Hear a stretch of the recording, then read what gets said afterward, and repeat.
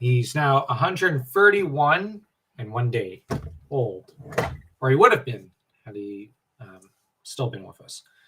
So, hello and welcome to all the men and women of the West. I'm Joe here with me, my co-host Dan. Hello and greetings. And we have Jet with us, our puppy, and he's basically clinging to my leg, so don't mind that. This is going to be a pretty bad Q&A if people don't show up to ask any questions. So, all right. Tolkien was born, we'll just get on to that for a bit. Tolkien was born Janvier the 3rd, 1892, I believe. And honestly, the 1890s was not a great time. Economically, it was apparently worse than the Great Depression, to an extent, from what I understand it. And at least for Britain, the empire may have been strong, but Victoria had passed around that time. The empire was faltering and on the decline. And what was kind of worst for Britain was there was a heightening crisis with Germany that was growing on the horizon, because Germany had discarded Bismarck in favor essentially of the policies and ideas of Wilhelm. The trouble with Bismarck's policies and ideas, though, was that they had brought Germany to the brink of war with Britain about a dozen times. And, sorry, our dog's pushing his way around our legs and beneath the desk. And Bismarck could honestly be blamed for what happened in the 1910s, 100 years ago. And the reason I cast blame towards him is he played, the Franco-Prussian War, but he always pushed Europe to the teetering edge of war, then pulled back, then pushed forward, then pulled back. And he kept everyone on the edge of their seats till it just exploded. But in turn, in response to Bismarck, Russia, France, and Britain had decided to form the Triple Entente and said, all right, if you're going to keep doing this, we're going to just start setting up military blocks against you. How do you like it? And I don't think Bismarck could have avoided the First World War. Wilhelm had not shown as much tact, but if it was not the one bullet, it would have been something else that caused the war. So Tolkien was kind of born into this world where things were on the verge of collapse.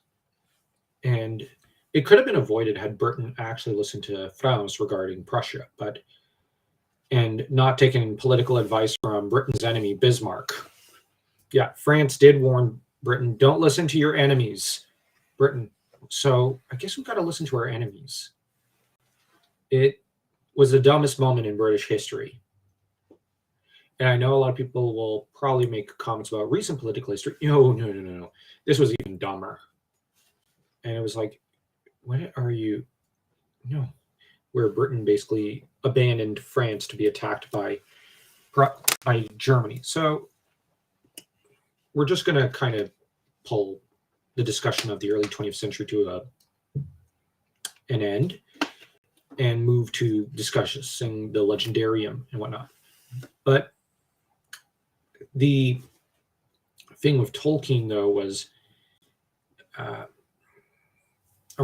he was pretty much in university when the war broke out.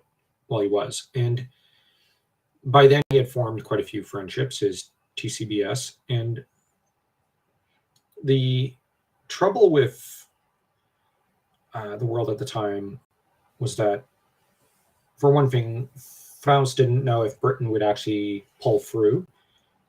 Neither did Russia. Like, nobody had faith in Britain, because whenever the going had gotten tough, Britain had fled from the field and not actually been reliable against Germany. So, and Germany was warmongering throughout the entire 19th century. So you basically had France like, okay, are you on our side or not? I think we're on the other side this week. Okay. And then World War One. And I won't question Britain's decision to enter World War One, but I will question the tactics and strategies used.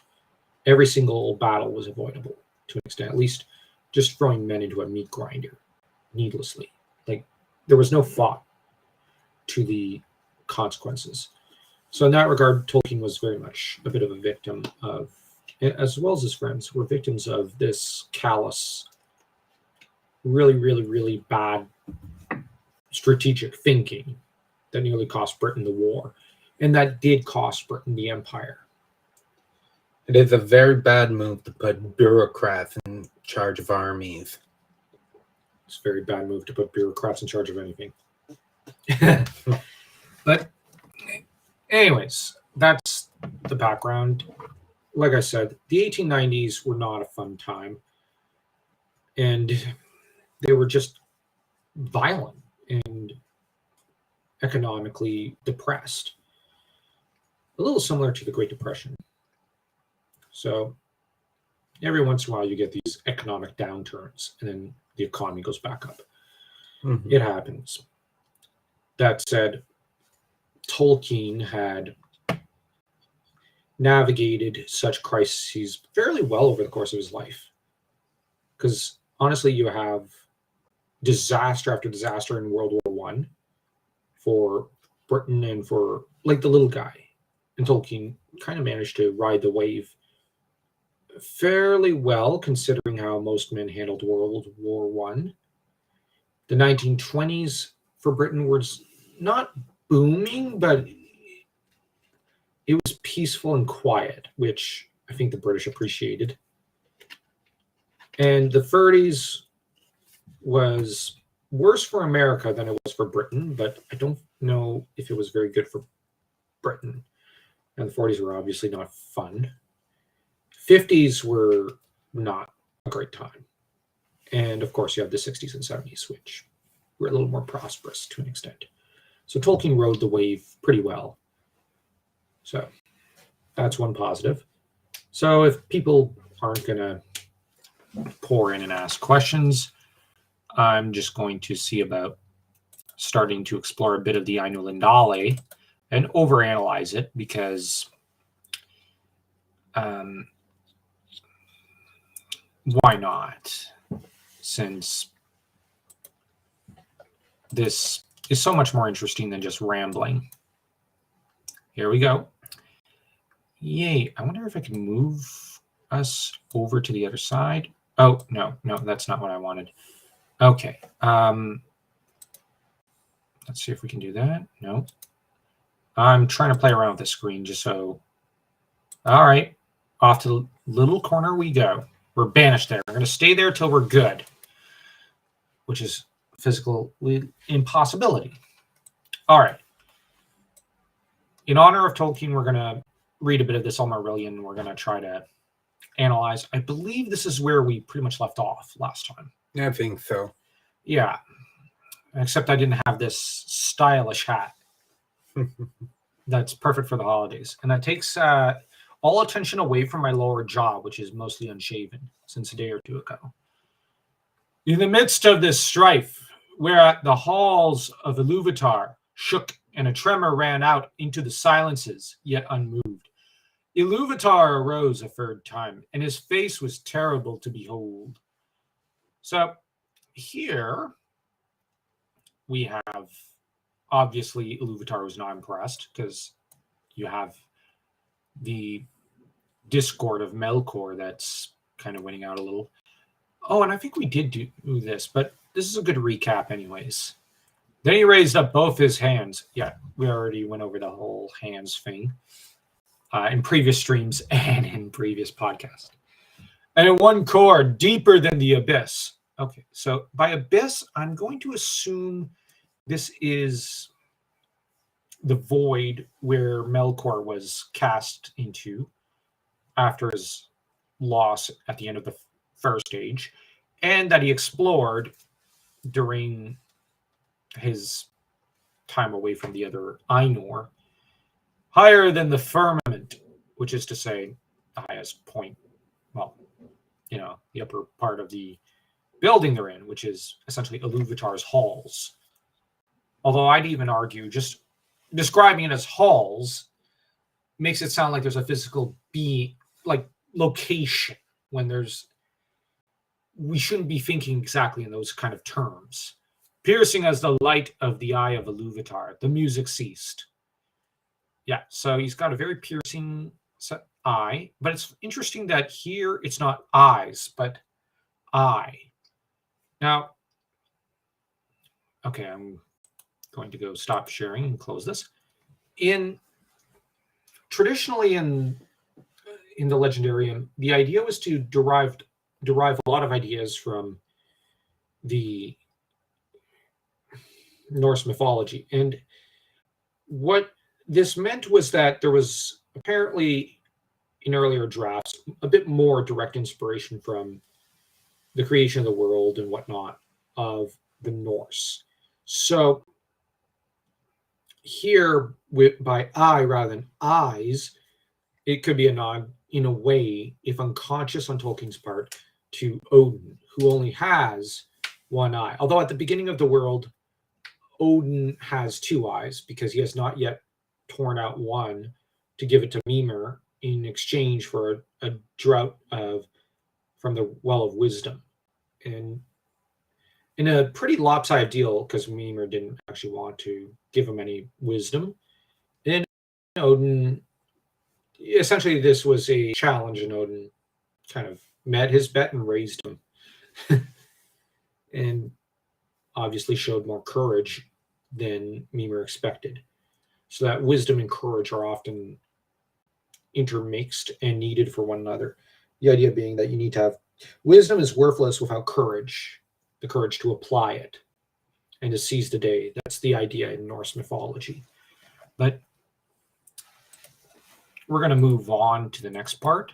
I'm probably going to have to retitle this, if no one shows up, the overanalyzing the Legendarium or something, or overanalyzing the Silmarillion again, because well, maybe I'll see about opening up Lord of the Rings in a little bit, and we'll overanalyze a bit of the opening text of Lord of the Rings, just to make this a slightly different stream. That is, if no one shows up. It's very important to us that someone does show up, because, well, not much of a Q&A there. But we're a tiny channel, so if no one shows up, we'll just be happy that we even got one like on this video. So here we go. The important thing is, after all, to honor the great Allfather of modern mythology, because, I don't think we can compare what Tolkien was doing to... No, I really like Superman and whatnot, but, can you even compare Superman, Spider-Man, and whatnot, and all these superheroes at their grandest under, Jack Kirby, Alan Moore, or Jeff Jones, or whatever, any great author? Can that even compare to what Tolkien was doing?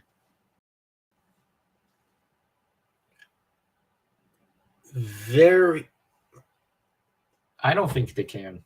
Yeah. So describe them as modern day mythology. I think I've always bristled this term. It doesn't seem quite right.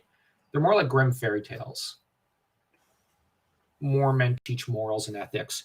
Whereas Tolkien, yes, he was writing fairy stories, but he's very obviously writing an entire mythology for people to learn from, and dedicated kind of to England, sure, but also the English language, because there's more to England than just the people or the land, but the language is also part of it. And I think he generally just wanted to impart something beautiful to the world, a bit like a poetic or mythopoetic Ninth Symphony in a way. Yeah, when you put it that way, I was just mentally glancing over some superheroes, but yeah, some of them do seem more like fairy stories. Yeah. Like grim fairy stories. Like, you take a look at Iron Man. His origins, he's this merchant of death. He goes, he suffers, he loses someone important, and he wishes to improve himself. Yep. That's an aspect of a fairy story. Spider-Man. He grew so focused on his own sorrows and so focused on himself that a mistake cost him someone dear. And you look at Iron Man, it also has similarities to Bluebeard. Like, he's imprisoned for a while until he has to try to get rescue or rescue himself, and that's essentially the story with Bluebeard. Imprisoned in a tower in that case, whereas with him, he's in prison in a dungeon of sorts. I'm just saying, there's more in common with Grimm fairy tales or with fairy stories around the world, because it is fairy stories, but of a different kind. This is more epic. This is more like Wagner, but if you look at it in musical terms, Tolkien's Legendarium and what Tolkien was trying to do seems more like what Beethoven was trying to do with music or something, and just trying to elevate it. And so maybe we shouldn't, and I think even Howard did that, but I don't think we should really look at Tolkien and think like the inferior of superheroes or just simple fantasy. No, like, he's coming in the long line of a literary tradition that dates back to Gilgamesh. And it has more in common with medieval epics like Legendarium, La Morte d'Arthur, Coutine de Troyes, even the Iliad, the Odyssey, the Aeneid, and Ivanhoe to an extent. Then, like, Tolkien has more in common with these stories and even Chaucer's Canterbury Tales than, let me think. And yeah, to an extent, even Grimm fairy tales, he has more in common with those than, to an extent, than, at least in literary tradition, than like Dragonlance or Forgotten Realms. While those are stories that do borrow a lot from medieval literary tradition, the fantasy genre is its own thing to an extent, apart from Tolkien's stories. And because Tolkien stories, if you didn't know that Tolkien invented it, you might think they were actual English mythology from the Anglo-Saxon period or something. So I'm just saying there's a literary tradition here that Tolkien's trying to follow, and that's a marked contrast in some ways, or at least different from fantasy. Fantasy in some ways is a lot more like superheroes in some ways. Whereas you look at Howard and Tolkien, like, Howard is looking at Norse sagas. That's what he's thinking about, like the warrior hero sagas. And Robin Hood, that's what he's looking at, which are medieval stories. Tolkien was looking at that stuff as well, but also other stuff. So they're both looking at some pretty interesting stuff. So I really don't like that, it's like, oh, the father of fantasy. No, I'd argue Tolkien was kind of the last in a older literary tradition. Rather than the first of the new, we should look at him as the last of the old. And it's kind of like Beethoven. There's some historians revising things, and this is a really interesting revisionism. He's not the last of the classical period. No, he's not the last. He's not the first of the Romantic period, but the last of the classical period. That's what I mean. Sorry for that. My brain's all cross-wired because lack of sleep. But what do you think of that? Like, I think we should look at Tolkien kind of like as the last of the Victorian era literati, and also the last of the kind of Ivanhoe, Walter Scott, Geste Roland, Fairy Queen type of stories, and even Norse sagas and whatnot. He's following that tradition. He should be considered the last of them, not the newest in a new genre called fantasy. He belongs to an older era. That's an interesting way of putting it, because sometimes you have someone who might seem of a previous era, like you mentioned that about, you just mentioned that about Tolkien. He is not the average fantasy writer. He is not a writer that seems in the to be the norm of the fantasy genre. No. That is of the modern. No. Like, he did borrow from modern ideas like Joseph Campbell and Carl Jung. He obviously looked at them.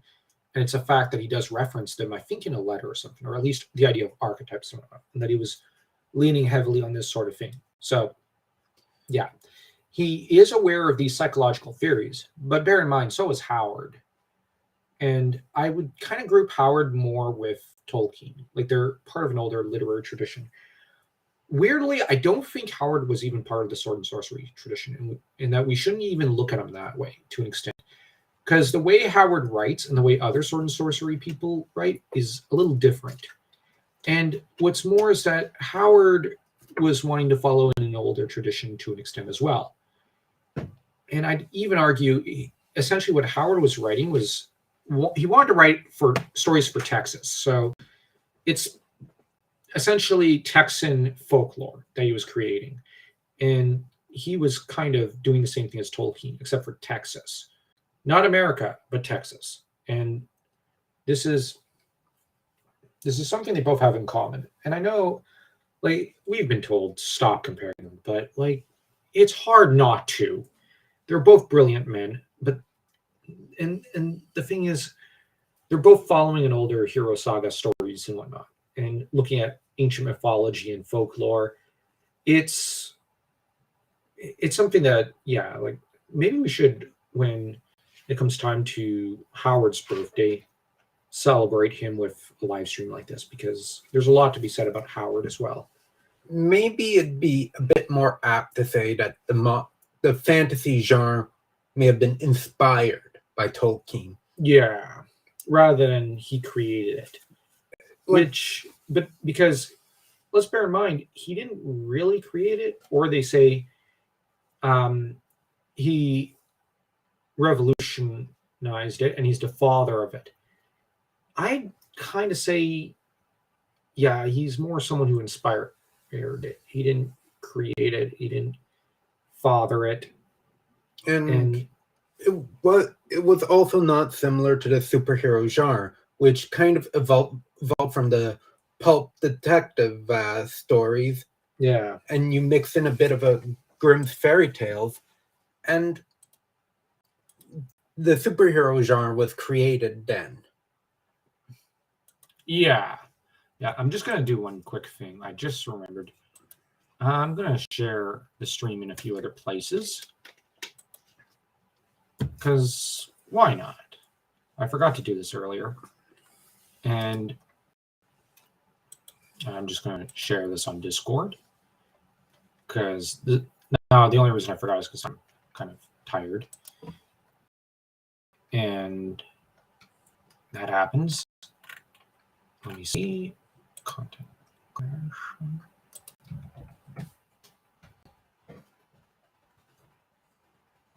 And you know what? This will also save me some trouble later with posting this anywhere, because why not?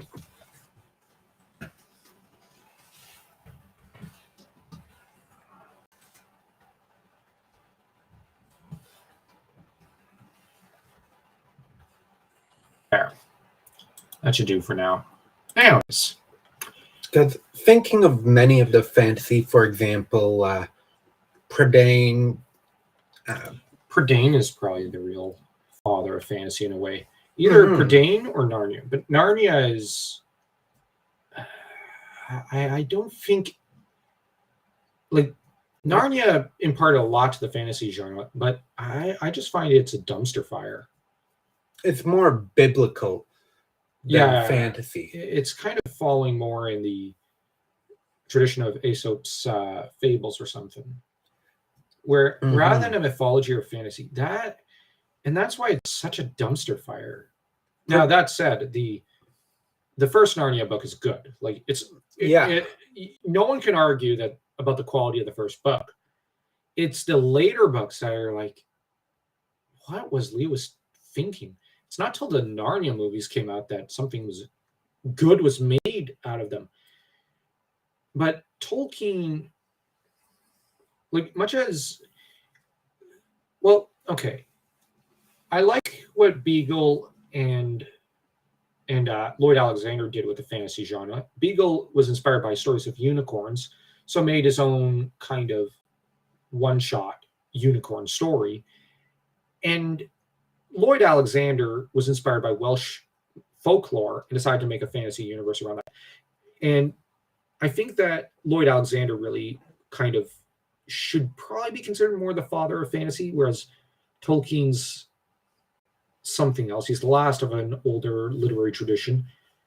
Same with Howard. But I kind of think that Lloyd Alexander, if only more people had kind of followed his example and kind of, like, I do love the world building of a lot of fantasy universes like Dragonlance, but maybe after the 80s, people should have looked at Lloyd Alexander and say, okay, how about I build a fantasy universe around, I think, Mesopotamian mythology or African mythology or native, or try to build something for the French, or look at, or for the Russians, or for look at the Kalevala and look at for, to create Finnish mythology. Or my point is just make, like, this seems to have been what Tolkien was trying to do, but it doesn't seem like everyone caught on to what he was doing. The Prydain is more fairy stories. Yeah, but anyways, back to the Silmarillion and off the rant. And yeah, still going.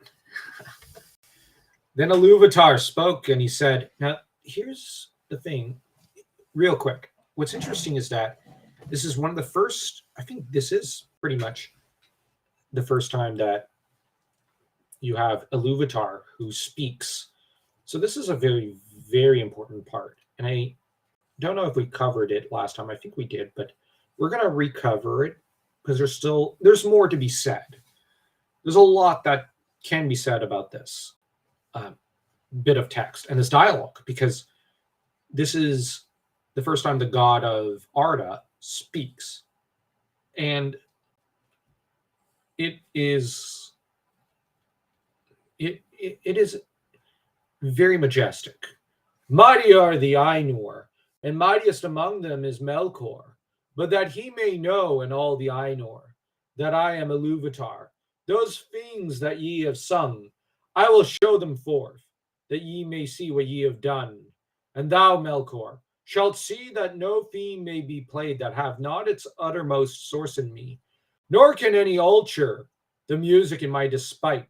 For he that attempteth this shall prove but mine instrument in the devising of things more wonderful, which he himself hath not imagined. So, now, once again, I repeat, this does not mean that everything is preordained or predetermined in Middle-earth. No. It's like in that Melkor, that Iluvatar intended for Melkor to do everything that he did. In a way, I'll say it is predetermined, but it isn't. Like, I think the idea is Iluvatar,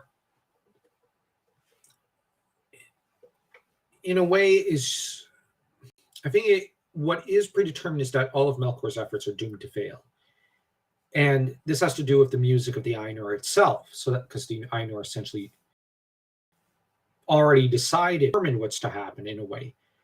So if there is destiny in this story, it's something that the Ainur themselves have determined. And I think it's also the matter that when it comes to evil, there's a lot of self-sabotage that can happen. So that's the idea with Melkor. It's that he's kind of, no matter what, going to shoot himself in the foot. That said, on the predetermined side, where there is a bit of an argument, is that Melkor is doomed to failure. Let's be honest, that is a good, valid point. And that's where I just think that this is very, very interesting text. And I think we probably spoke of it far more wisely the last time. I can't remember what we said, but I'm pretty sure we did touch on it. But it's interesting that it is speaking of instruments. Now, instruments you'd think of in terms of music. And so Iluvatar is speaking in terms of music, shall see that no theme may be played that have not its uttermost source in me. That is to say, it's you can't alter the theme once it's been played. It's already out there.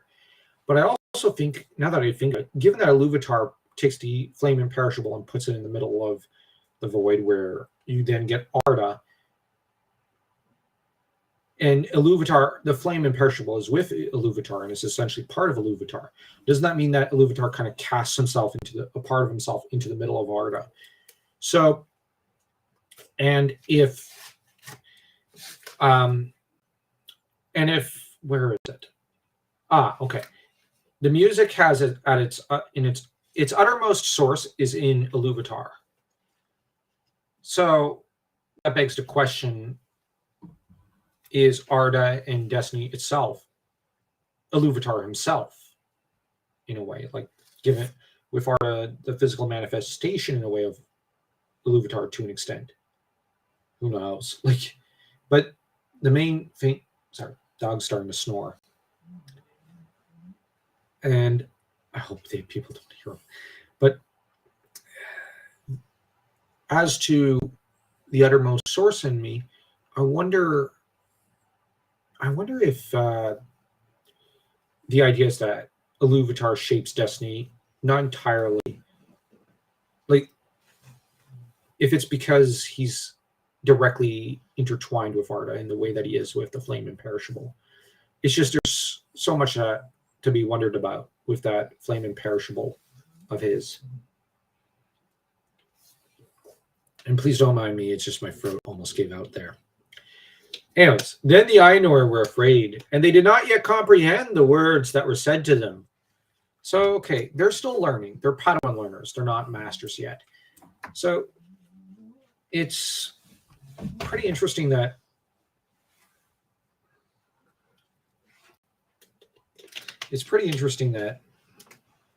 the Ainur are afraid here. They don't know what to think, and they don't know what to make of his words.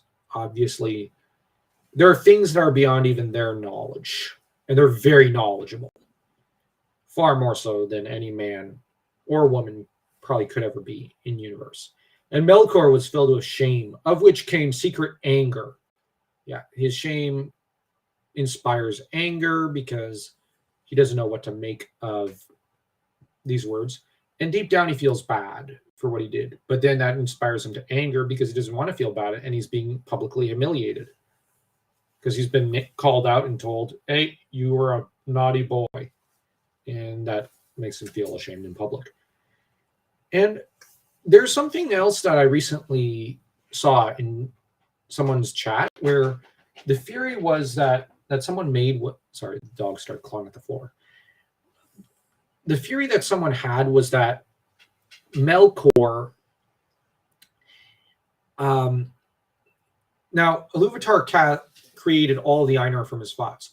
But the idea was that he was exorcising the wickedness out of himself and into what we call Melkor, in that from there, the entire battle is, at its core, Iluvatar trying to destroy the wickedness deep within himself. Think of it in terms of like Kami and Piccolo from Dragon Ball Z. And then at the end, when Melkor has been finally cast away and destroyed, there will be a second, and the second music will be what Iluvatar wanted the whole time. But I think that the problem is this suggests that there's a callousness to Iluvatar, in that he predetermined what Melkor would do. I don't think that's it, because he didn't seem to predict the discord. And even if he did, I don't like the idea that he basically doesn't care about, say, Turin Turambar, for example, or Elrond or Aragorn and whatnot. Because, like, Turin Turambar would probably have a word to... Like, he'd probably want to have a word with Iluvatar over, wait, this was all intended in what you wanted. Okay, let's go talk over there in the dark corner over there. I'm going to give you a piece of my mind. So I don't think that's exactly what Iluvatar had in mind. But Iluvatar arose in splendor, and he went forth from the fair regions that he had made for the Ainur. And the Ainur followed him. So he arose in splendor. So this, I wonder about, is he wearing splendid raiment or is he taking a sort of shape? I don't know if Iluvatar is taking shape or donning raiment or looking splendid as we might imagine him. This is such a open statement, and it is a peculiar one because he arose in splendor. Do we think of him in human terms or do we not? Because let's bear in mind the Valar don't, well, the Ainur don't yet take the shapes that they do as Valar and Maiar. That doesn't come until Arda has been given physical shape. So Iluvatar is not physically manifesting himself. Then how does this arose in splendor work? There's something I was told, I remember, in university regarding giving animals human qualities and whatnot. And it was a really, really cool idea, but it was, I think, worded as the humanization or anthropomorphization of animals. And I wonder if this is kind of what's happening with Iluvatar in the story at this point. Kind of. Something far beyond human comprehension is given human traits. And as we now have people in the chat, or at least viewing, I'm just going to ask if you guys can hear us, because, like, if not, we'll have to try to figure this out, because I'm always concerned about the audio working with live streams, because we've had problems with audio a few times, at least in the beginning. So we'll keep an eye on the chat just in case. And for those who just tuned in, we ended up just deciding to analyze the Silmarillion a little, the Ainulindale, and while waiting for people to show up, as it meant we'd be able to carry on with the stream. But this is a Q&A, so if people have any questions for us, and if we can answer, hopefully we'll be able to give a good enough answer. So, yeah. We're going to go back to this, and we might end up also slicing up a bit of text because I recently got Lord of the Rings on Kindle, so I'll hopefully just show a bit of Hobbit's essay so that we can analyze that, like what we did in our French video over on our Tolkien en Traduction channel. All right. Yeah, okay. So he arose in splendor, and he went forth from the fair regions. Okay, so fair regions would be Iluvatar's halls here that he had made for the Ainur, yeah.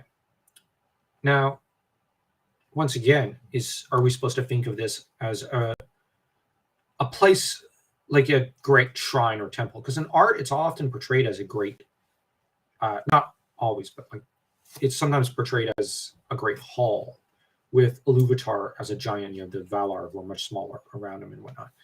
You've seen the picture. It's fairly blue and whatnot. Yeah, it's a really beautiful picture, but I wonder if it's entirely apt to what is being described here. This is a very grandiose creation myth, and the Ainur followed him. Well, yeah, but is this a physical place where they're able to go across the hall? Is it like, is it a great expanse like space or something? Sorry. This paragraph yields some questions. But when they come into the void, so okay, they're on the edge of the void, or are they in the void? I think they're in the void, which means There's nothing but darkness all about them. Iluvatar said, "Behold your music." And he showed to them a vision, giving to them sight where before was only hearing. Okay, so they were able to hear, and now they can see. It's kind of like that story of, I think from the Bible where, was it Paul? I think it was Paul, but he was known as Saul, where he has scales over his eyes, and then he's healed, and he's able to see again. And, but it also brings to mind that story of Odin plucking his eye to be able to have greater wisdom. So here, this is really what it reminds me of. Like, it's all about him essentially giving them newfound sight.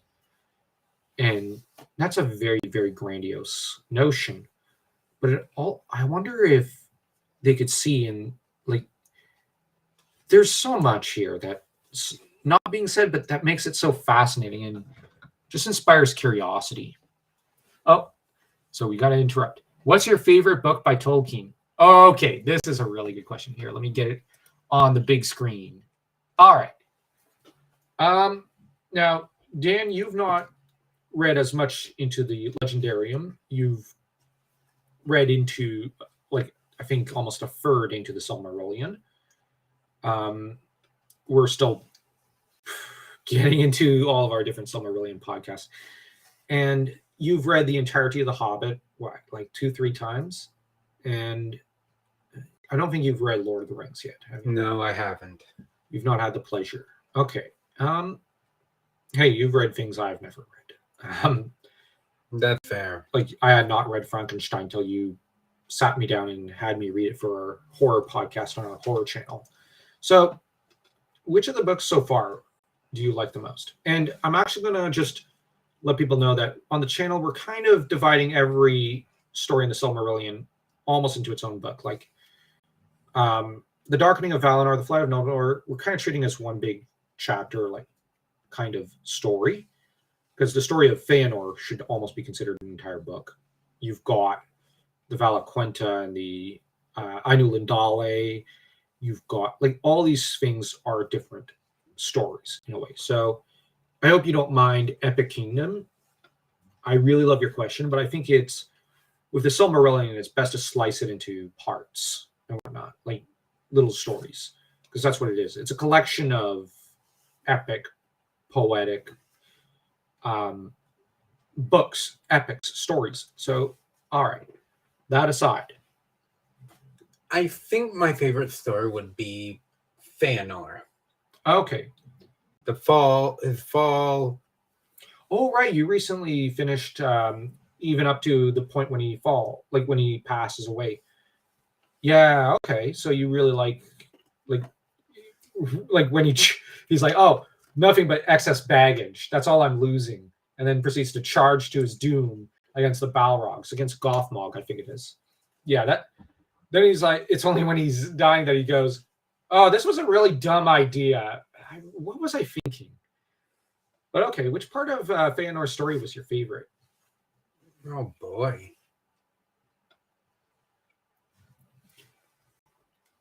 It would probably have to be when, here it is, he started attacking the one castle. It was meant to be his ally. Oh, not the castle, but like when you meant to attack. Oh, when he burnt the swan. Oh, you mean Alquа Londe, when he attacked and took the boats. Exactly. Okay, you made that clear. My brain wasn't working there. Okay, so you love Alqua Londe, where the Teleria are basically saying, hold up, Buster. We know you really like your precious little rocks. These are as precious to us as your rocks. Can we negotiate here? Can we talk about this? Because what's going on here?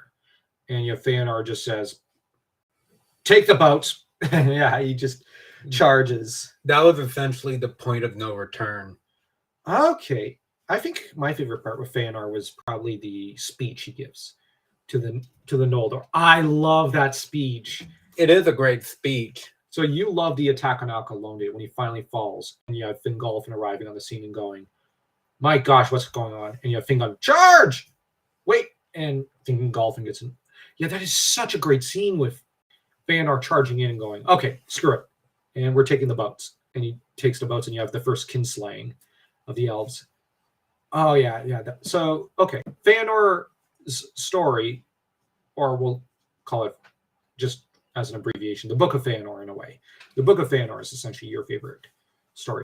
I think for me, it's the Silmarillion as a whole, but if I have to slice it up into little pieces like what you did, this is hard. I really like the later tales of the Feanorians, but I also really love Beren and Luthien and Children of Húrin. And Feanor's really good. This is, geez, Epic Kingdom, you asked a tough question there. This is a tough one. Okay, what's my favorite book? I mean, Lord of the Rings is great. I mean, it's epic. It's got Merry, it's got Sam, Theoden, Éowyn. But on the other hand, I love the First Age kind of more than the Third Age. Although I do love Angmar. Oh, this is tough. I don't know how to decide. All right. I might have to go with the Children of Húrin, but not by much. I'm going to be honest. I really love the... I really love Beren and Luthien a lot. I love the Lay of Leithian. Oh my gosh, I love the epic poem. I love the... Well, I think it might be a tie, actually. The Lay of Leithian. No, it's not quite. Lay of Leithian, and then Beren, the post version of Beren and Luthien might be second and third, respectively, but it's Children of Húrin at the top. But, okay, so we'll first deal with one point. There's some pretty good Lord of the Rings audiobooks out there. Okay, so there's different versions of Lord of the Rings. I've listened to the Silmarillion audiobook and the Children of Húrin audiobook, and they're very good. Actually, maybe we should sit you down and have you listen to the Lord, at least up to the point where we're at with the Silmarillion podcast, and just listen to the audio book version, and then we're gonna do a bit of a review of it or something, like, or review it in its entirety after we finish the Silmarillion. That might be good. Yeah, would be a different experience. Yeah, because I'm thinking, because I found a Hobbit audiobook, and I'm kind of thinking about it, and that had me going, ooh, I want to kind of listen to that. For Lord of the Rings, I recently finished listening to the BBC Radio 1 drama, and once we reach 1,000 subs, I'll be and publishing our a review of the Lord of the Rings by BBC Radio 1, I think. All right. Now, Epic Kingdom says he likes the darkening of Valinor part in the Silmarillion. Okay, so you like the same part as Dan. Oh, yeah. Good choice. So, but maybe we'll return to this question in a later live stream once Dan's finished the Silmarillion. That might be interesting, and see if your answer has changed. If it's still the section with Feanor, that's your favorite of the entire Legendarium, or if it changes to something else. Like I said, for me, I really love Feanor, but the Children of Húrin is just... It always blows me away, as does Beren and Luthien and the Lay of Leithian. I really love this stuff. I also really like Agnor and Andreth, and I'm going to be live streaming with Dork Lords next week about the Agnor and Andreth, because, well, he did a video last year about it, and it was such a great video. Anyways, dog's getting worked up. All right.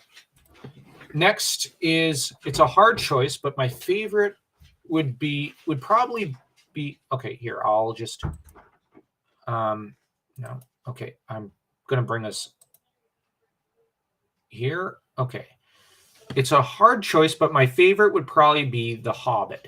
So your favorite book by Tolkien is The Hobbit. Do you like that more than The Darkening of Valinor, Epic Kingdom? Because I'm not... if The Hobbit is your favorite, I kind of wonder why. Not, it's a good choice. The Hobbit is quite the book. I love The Hobbit.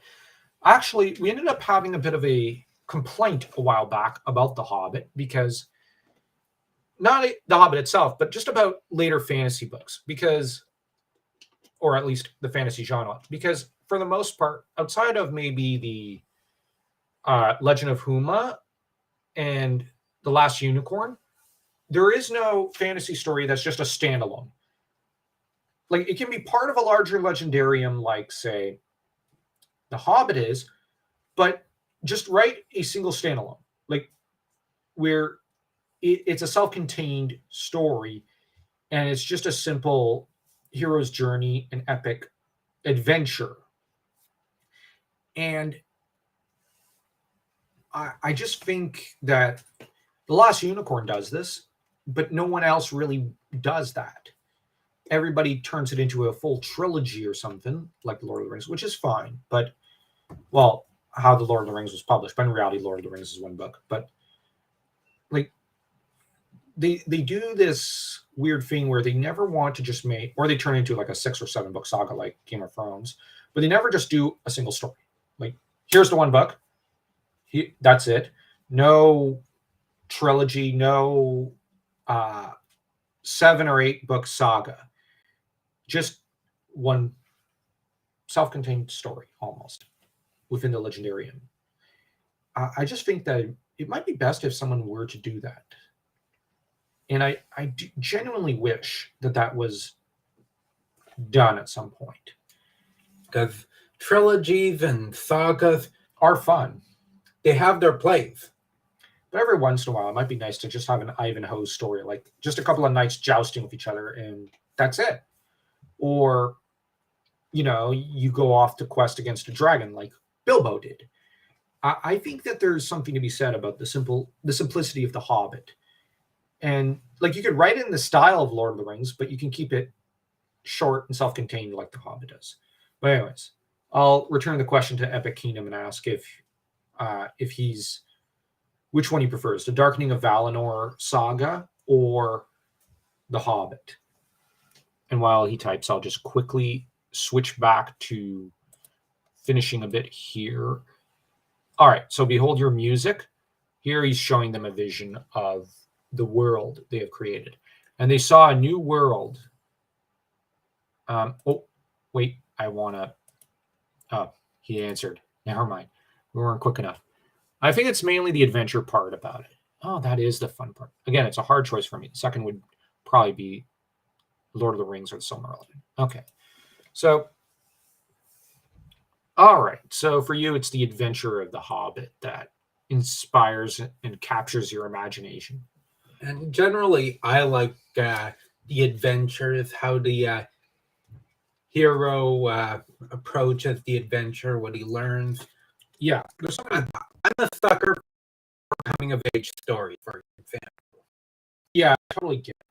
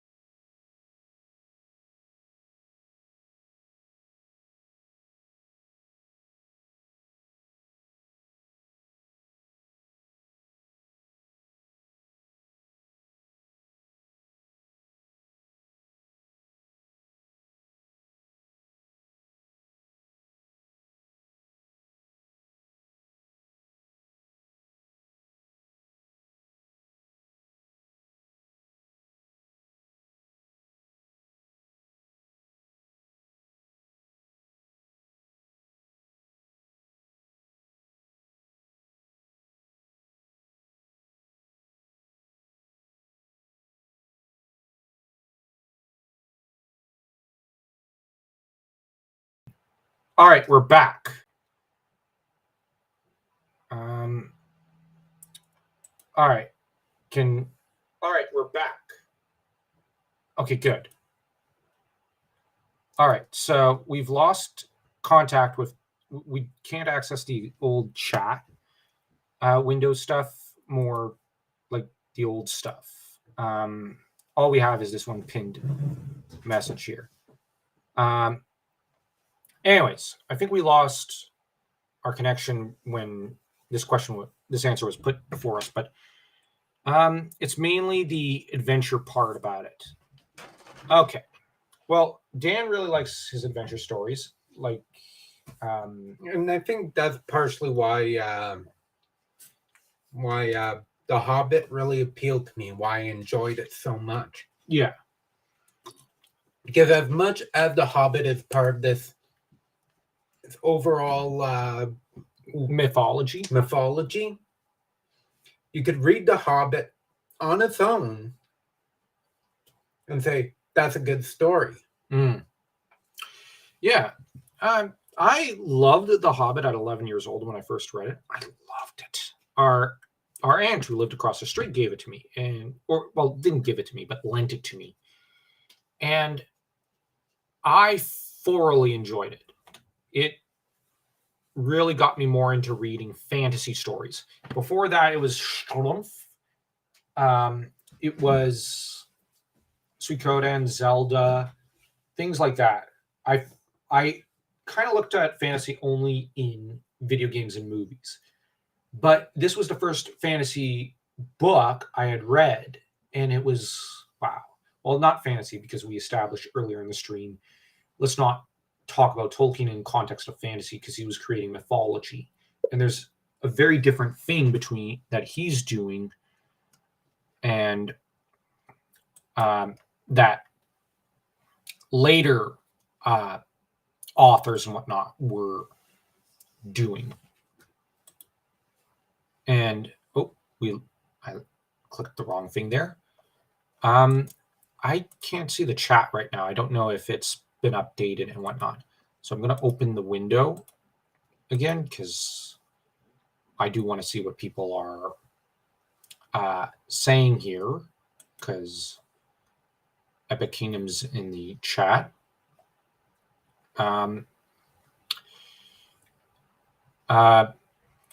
Let me just make sure that people can hear us.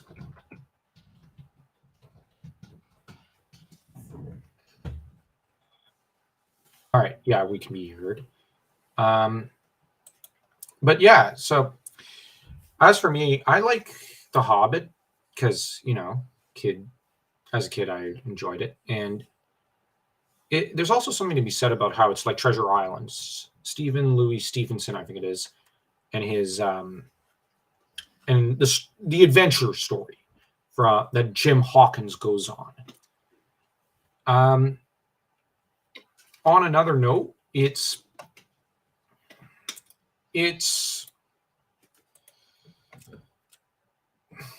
yeah, like, I don't know how else to describe it.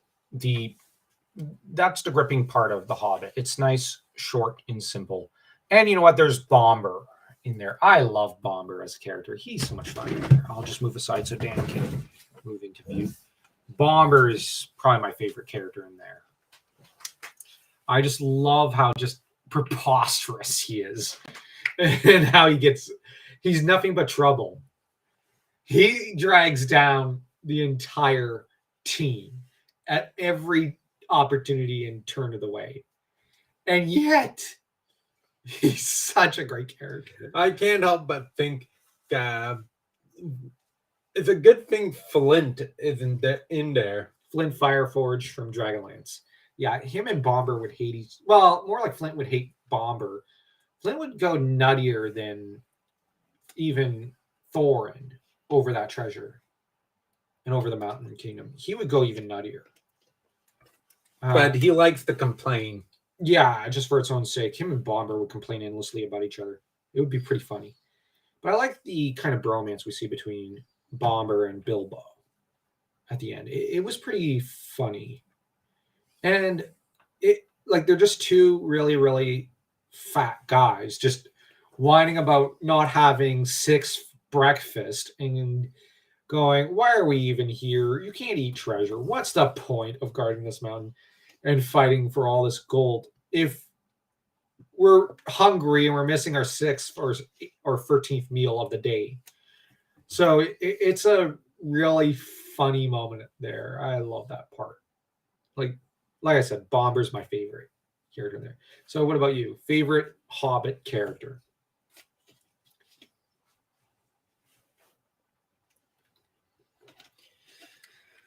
Oh boy, it's a toss-up between Bilbo and Bomber.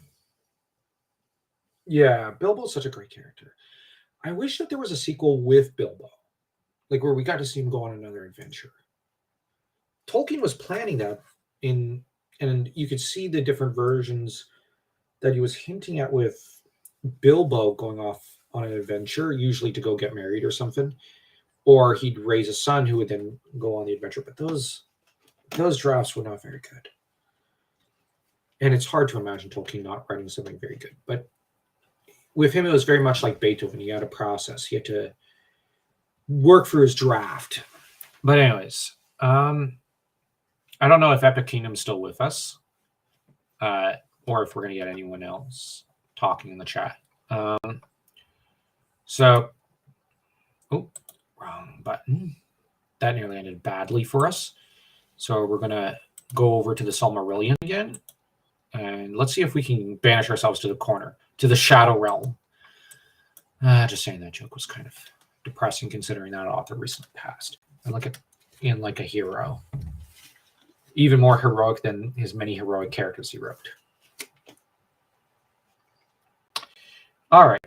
So behold your music. And that statement is as though music is a visible thing you can see and behold. Outside of no dami cantabile, not really. That's not really a thing. And yet it is. And it is there.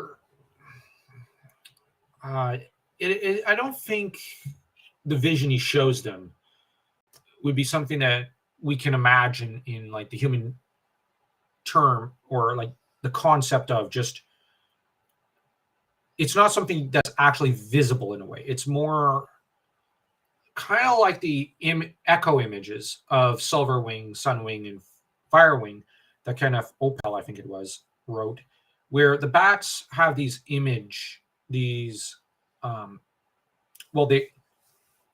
they have the sound they echo out through their ears, and then when they're beholding the kind of images that are in the image hall or whatever, they hear it and then they get the image in their mind's eye of the visible object or scene or history that has been recorded in this hall of recording.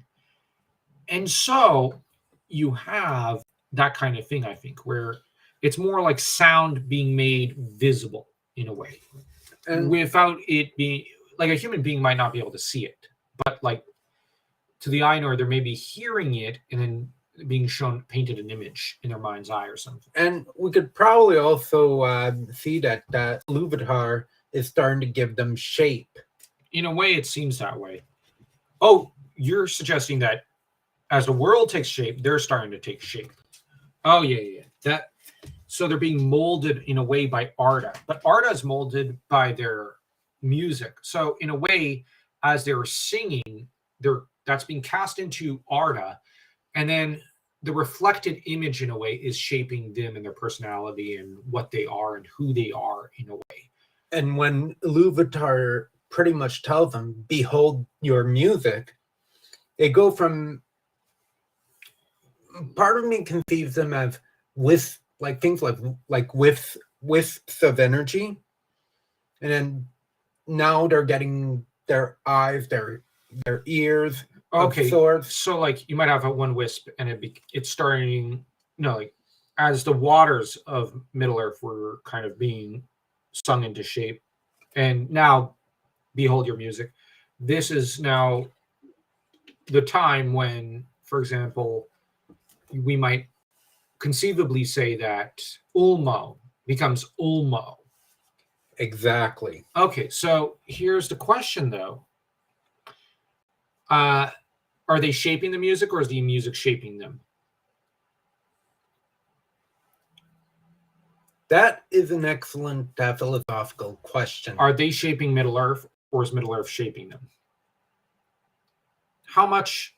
Because, like, we're supposed to question about authorial intent over the course of the Lord of the Rings, in that, for example, Melkor, when the Ainur descend into Arda, for example, Melkor becomes ever more corrupted as time passes within Arda, and he's becoming more bound by Arda.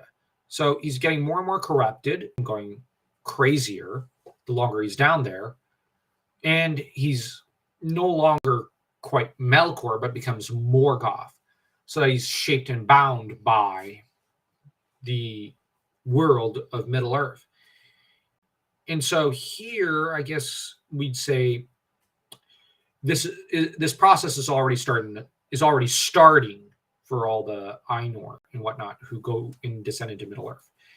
And we can conceivably say that, I guess, they are shaped by it. And I wonder, stupid thought, but anyways, it's certainly an interesting concept to think of Middle-earth in this way as being the mover and shaker, but also the moved and shaken. And I'm just checking something out because I think we lost a few people in the stream so far, and I just want to make sure. Okay, so it says here 2 are watching, but over on Restream, all it tells me is 1 person's watching. So conceivably Dan on his phone. So that's confusing. On Restream, all it tells me is 1. Whoops, I got the echo there. All right, so I got the chat right there. All right.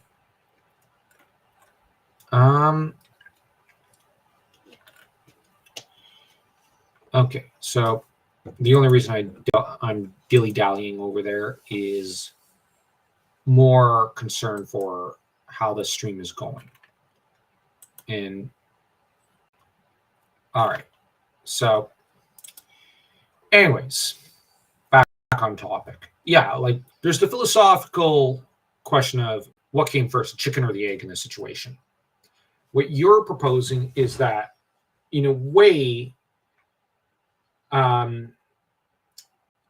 the Ainur become conceivably something resembling the Valar, at least the spirit. Like, okay, Manwë is not taking shape, but like he gets his personality at this time in a way a lot more clearly.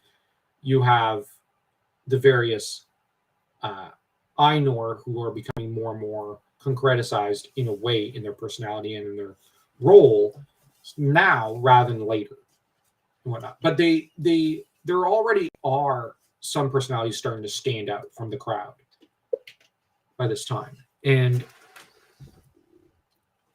all right, that would be the help section. But yeah, I'm not sure what to make of that. So, but I think it's a little bit of option A, a little bit of option B. But I think the main goal Tolkien would have had with this part of the text would have been just to get people thinking.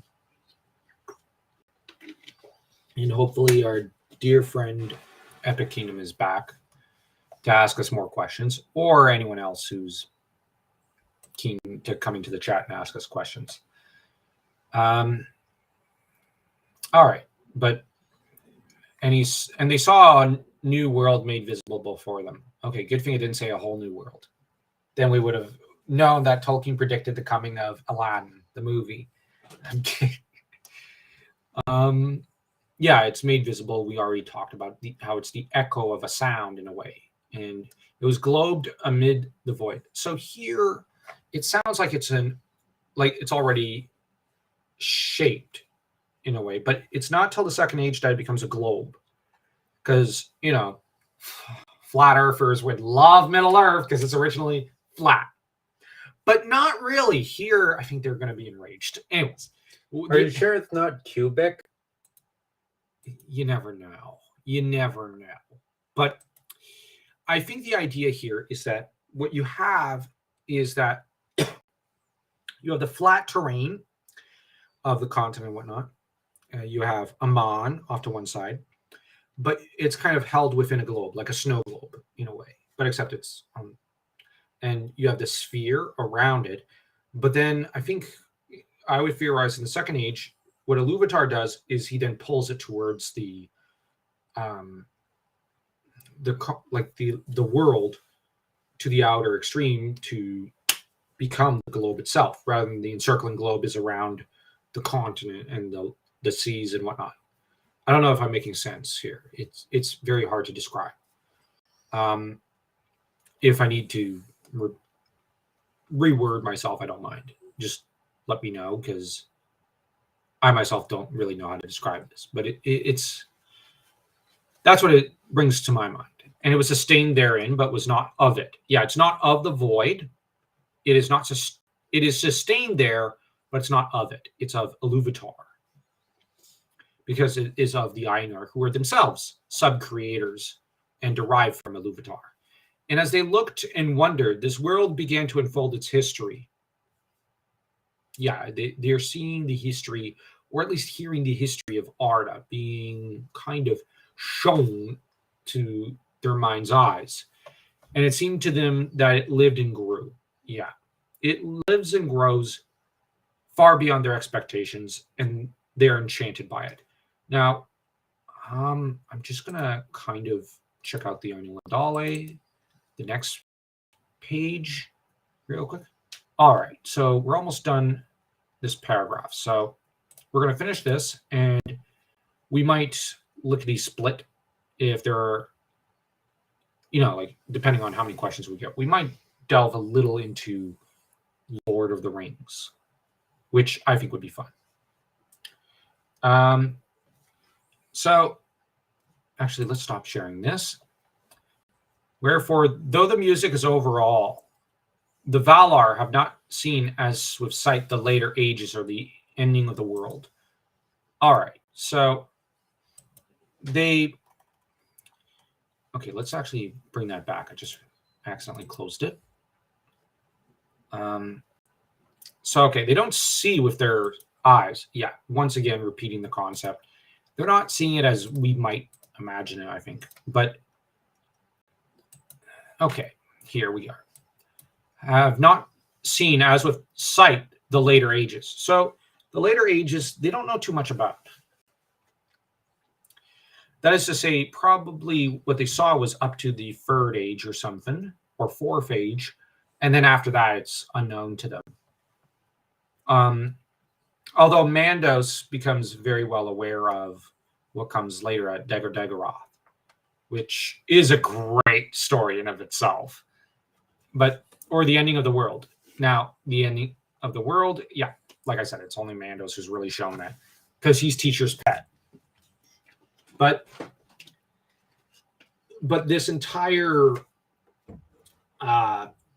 process sees them kind of observe the arrival of the elves and whatnot, and just observe creation as it will happen.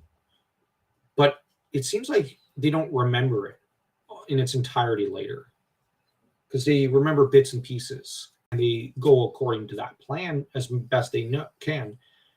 But it's kind of like it fades from them over time. And so they're chasing a shadow of a memory in a way. So that it does beg the question, are they trying to follow a script? And just how well are they doing at that?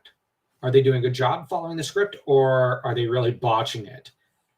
There are times when I think they kind of botch it, but other times when I think they kind of do well. I think Melkor is botching up the script on his end at times, but other times he tries to rewrite it, but I don't know if he's really rewriting it.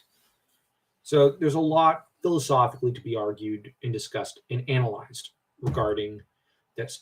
And though the music is overall, so right here, the music finally ends. So we have the music coming to a halt only at this time. So the music was still echoing throughout the universe.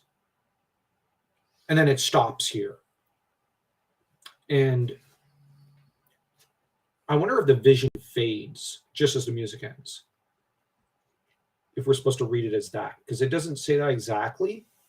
But the Valar have not seen, as with sight, the later ages or the ending of the world. So I'm also going to read into that even Mandos has not seen the ending of the world. He's just been informed by Iluvatar how it's going to probably go down.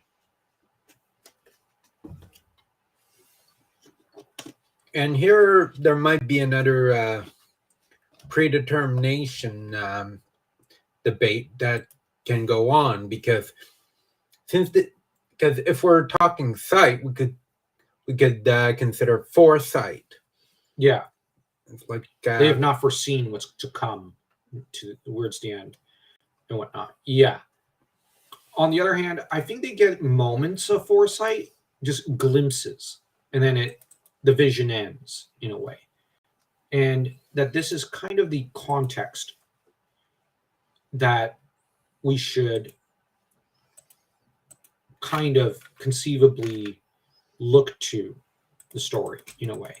And I'm just going to quickly skip ahead.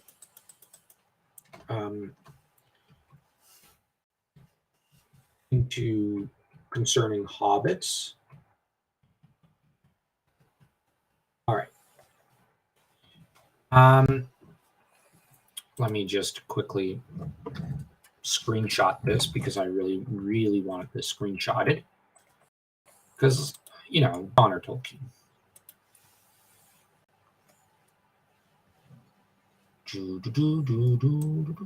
All right.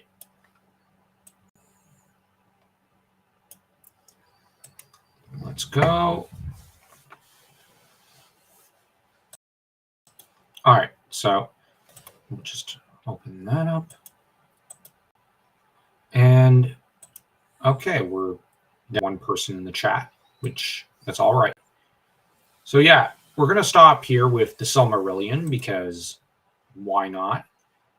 And seeing as there are no questions in the chat right now, we will, honestly, this is probably going to be the most ridiculous and redundant Q&A to an extent because we've not been asked.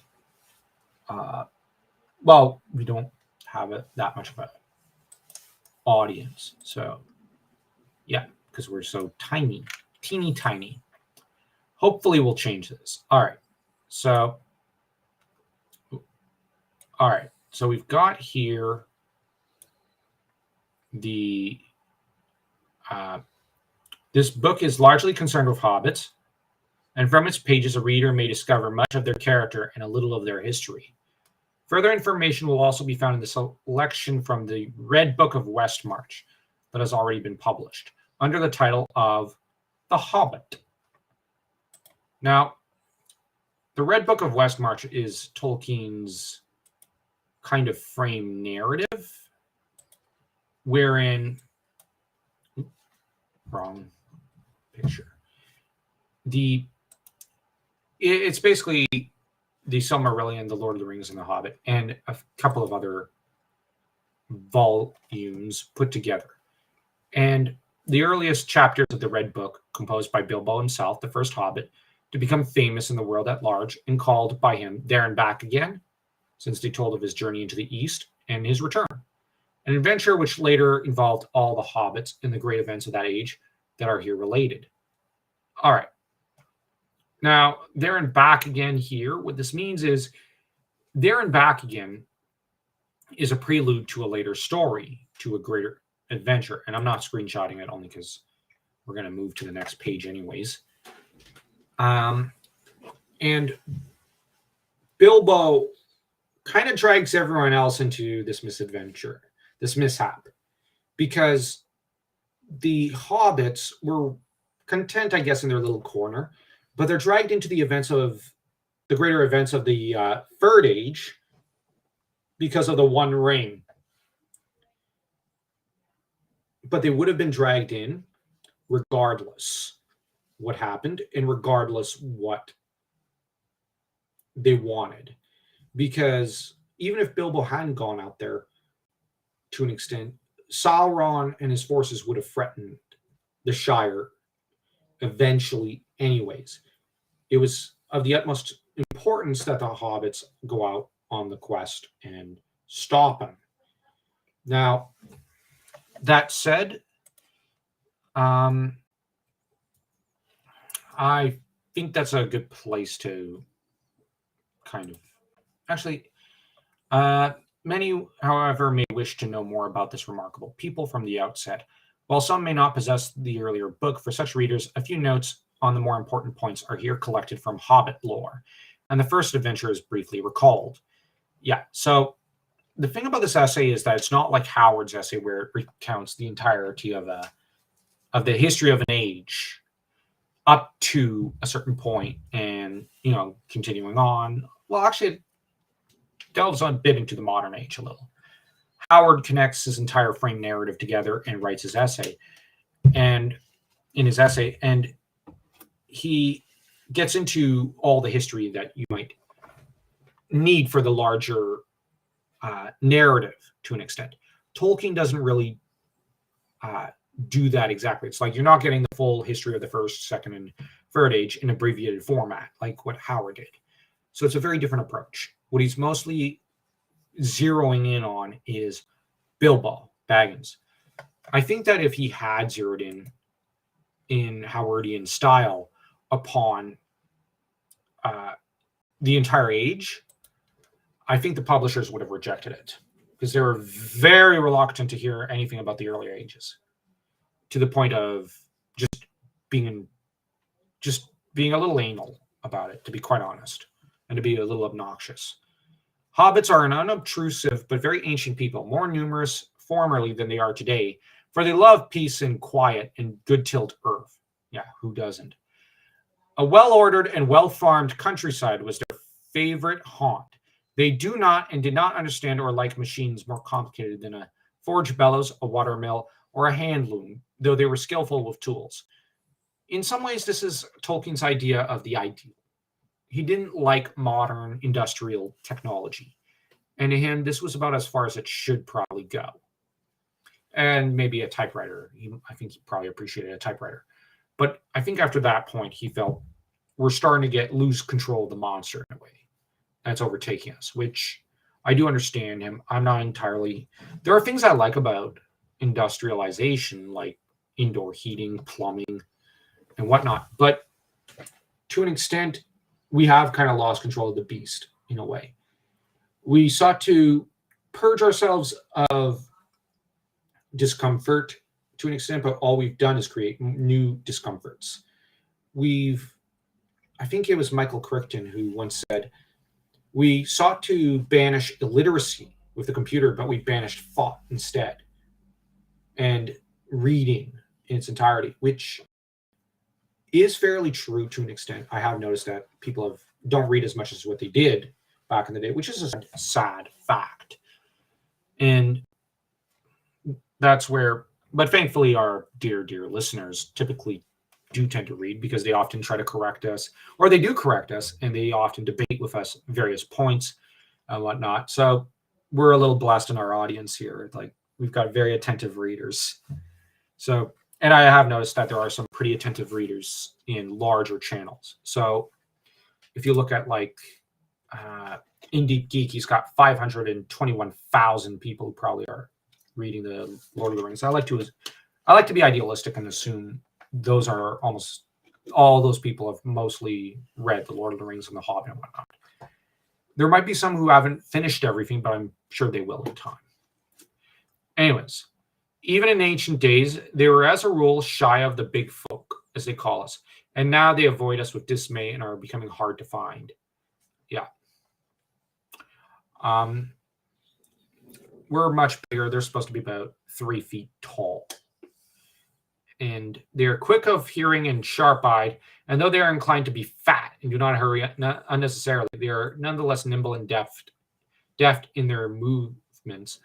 They possessed from the first the art of disappearing swiftly and silently when large folk whom they do not wish to come blundering by. And this art they have developed until to men it may seem magical. But hobbits have never, in fact, studied magic of any kind.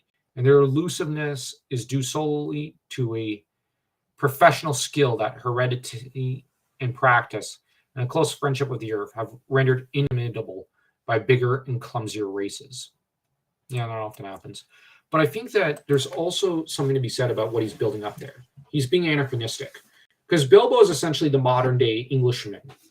It's, I think, Shippey who said that in his book. I've been reading through it. I'll have to do a review of it.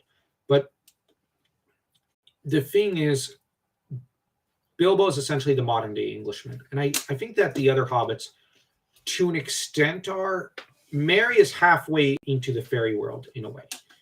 Like, Merry is seems as a brandy buck and someone who's a bit more familiar with the outside world outside the Shire seems to be somewhat more acquainted with the world of Lord of the Rings in a way.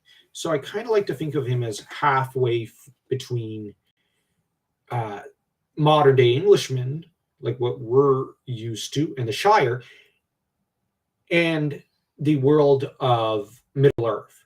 While Pippin is halfway between the fairy tale kind of world of the Hobbit and modern England in a way. Whereas Frodo and Sam are like fanboys who've read the Hobbit and heard some of the stories of the Silmarillion and of the Second and Third Ages, but are not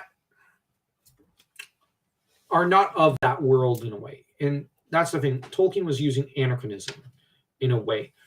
But the thing is, Frodo, Sam, Merry, and Pippin start operating under the epic in a way. Like they start thinking in those terms and they start acting in the way that an epic not fantasy, but like epic chivalric hero might, a mythical hero. They start operating like that. They start thinking like that. But at the beginning of the story, they don't do that. It's over the course of the story that they shed their Englishness and proceed to become increasingly mythological in thinking and behavior.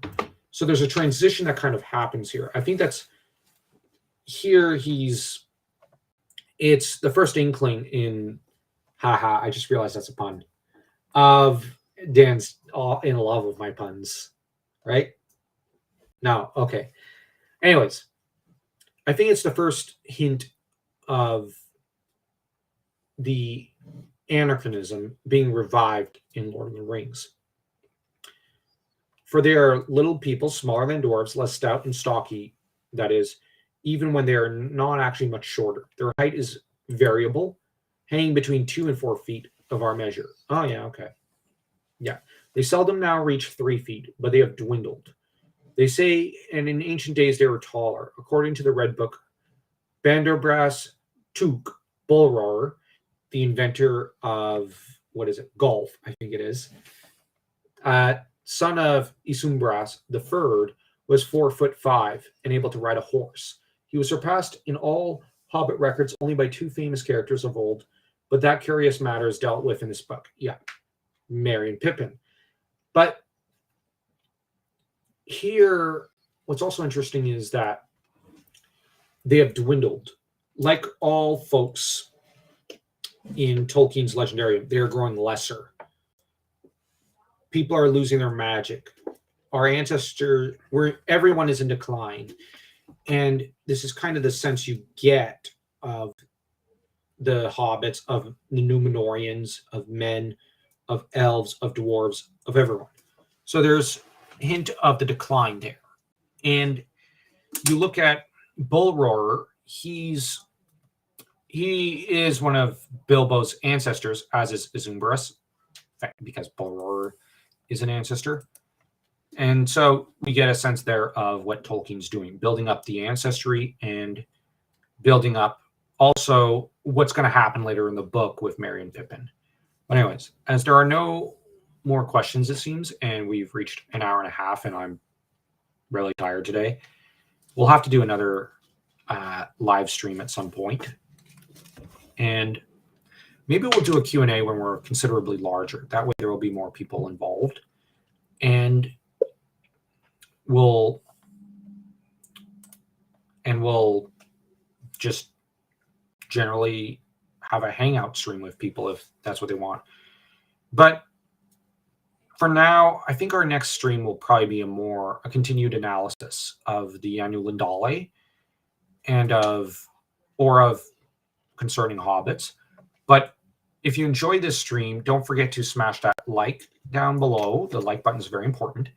And the subscribe button, because honestly, we do want to grow. We're at 873. It feels like we're kind of stuck here. So we'd really love your help to reach 900. So until next time, take care and have yourselves a great day. And once again, happy birthday, Tolkien.